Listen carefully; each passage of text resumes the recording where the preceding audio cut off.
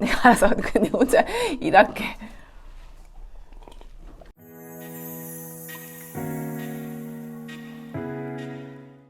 안녕하세요. 오늘부터 여러분께 세무상식 및 혜택 관련 정보를 제공해드릴 달폴문입니다.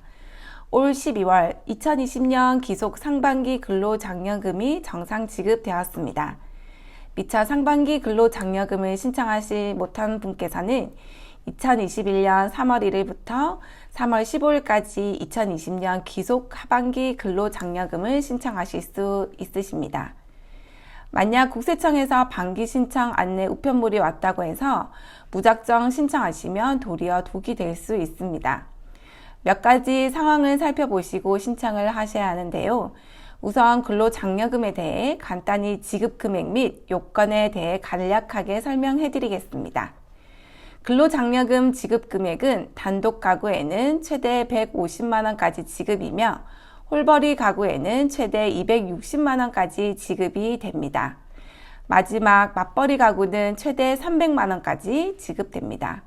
소득 요건은 단독 가구는 2천만원 미만까지이며 홀벌이 가구는 3천만원 미만, 맞벌이 가구의 경우 3,600만원 미만까지만 지급 대상입니다. 재산 요건은 부채를 포함하지 않은 총 재산의 2억 원 이하일 경우에만 가능하시고, 만약 재산이 1억 4천만 원 이상일 경우 총 지급액의 50%만 지급이 됩니다. 가구원 중복 신청은 불가능하시고, 중복 신청 되시더라도 주소득자에게만 지급이 됩니다. 간단히 근로장려금을 살펴보았고, 지금부터는 반기 신청 시 반드시 확인하셔야 할 것에 대해 살펴보는 시간을 가져보도록 하겠습니다. 우선 근로장려금은 상반기 근로장려금과 하반기 근로장려금, 그리고 정기분 근로장려금 세 가지로 나누어지는데요.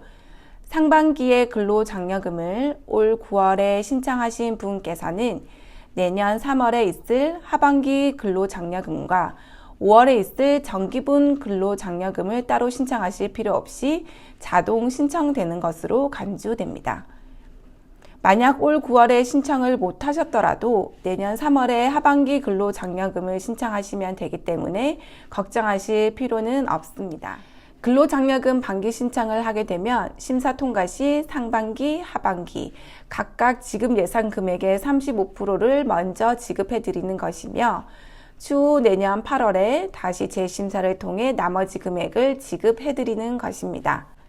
이 재심사에서 도리어 문제가 생기는 경우가 덜어 있는데요.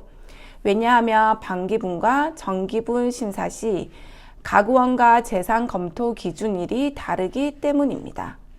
이번 9월에 신청하신 상반기 근로장려금 심사 기준으로 예를 들어보면 해당 가구원 검토 기준일은 2019년 12월 31일이며 재산 검토 기준일은 2019년 6월 1일입니다.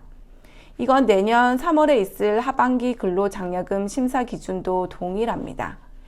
문제는 내년 8월에 근로장려금 최종 정산시에는 가구원 검토 기준일이 2020년 12월 31일이며 재산 검토 기준일은 2020년 6월 1일 기준으로 변경이 됩니다.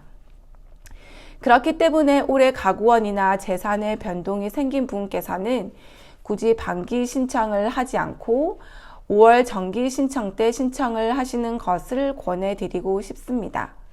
특히 예금 등의 재산 사항은 국세청에서 그때그때 바로 파악이 되지 않기 때문에 2020년 상반기에 예금이 크게 느신 분께서는 국세청에서 반기 신청 우편물이 오더라도 그때 신청하지 마시고 내년 5월에 신청하시는 걸 권해드립니다.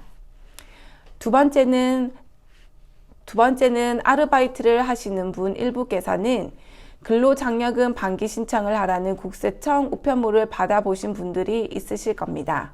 현재 주소지가 부모님과 같은 주소지로 되어 있다면 몇 가지를 검토하고 신청하셔야 합니다. 먼저 부모님께서 예전부터 근로장려금 혜택을 보고 계시는지에 대해 먼저 살펴보아야 합니다. 부모님께서 사업장을 운영하고 계셔서 근로장려금 반기 신청 요건이 되지 않아 매년 정기 신청 때 혜택을 보고 계실 수 있습니다.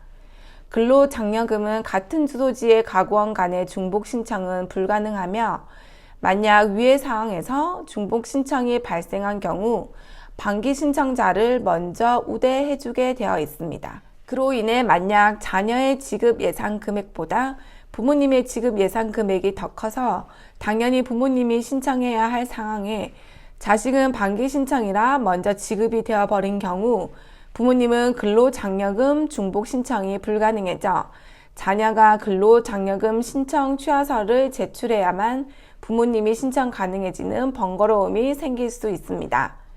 취하서를 제출한 자녀는 기존의 반기 신청 때 받았던 지급 금액에 대한 환수 고지서를 받게 되는 번거로움 또한 있습니다. 이미 반기 신청으로 혜택을 보고 있는 자녀로 인해 부모님이 신청 안내문을 받지 못해 아예 근로장려금 신청 자체를 못하고 넘어가는 경우도 생길 수 있습니다. 만약 이러한 경우 자녀와 부모가 같이 근로장려금 혜택을 보시고 싶다면 올 12월 31일까지 주소가 따로 분리되어 있어야만 가능합니다. 현재 아르바이트를 하고 계신 분들께서는 주소지를 따로 옮기지 않으셨다면 올 12월 31일까지 독립된 주소지로 옮기면 내년 근로장려금 혜택을 받아볼 수 있습니다. 마지막으로 올해부터 바뀐 규정인데요. 자녀나 부모가 소유한 부동산의 주소지를 두고 계시면 그 부동산을 소유한 자녀나 부모의 주소지와 관계없이 같은 가구원으로 보게 됩니다.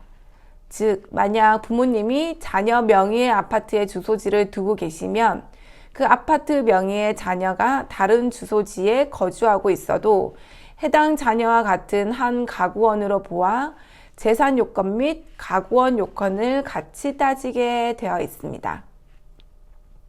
이렇기 때문에 자녀나 부모님의 명의의 아파트 등의 주소지를 두고 계신 분들께서는 마찬가지로 올해 12월 31일까지 주소지를 따로 옮기셔야 합니다.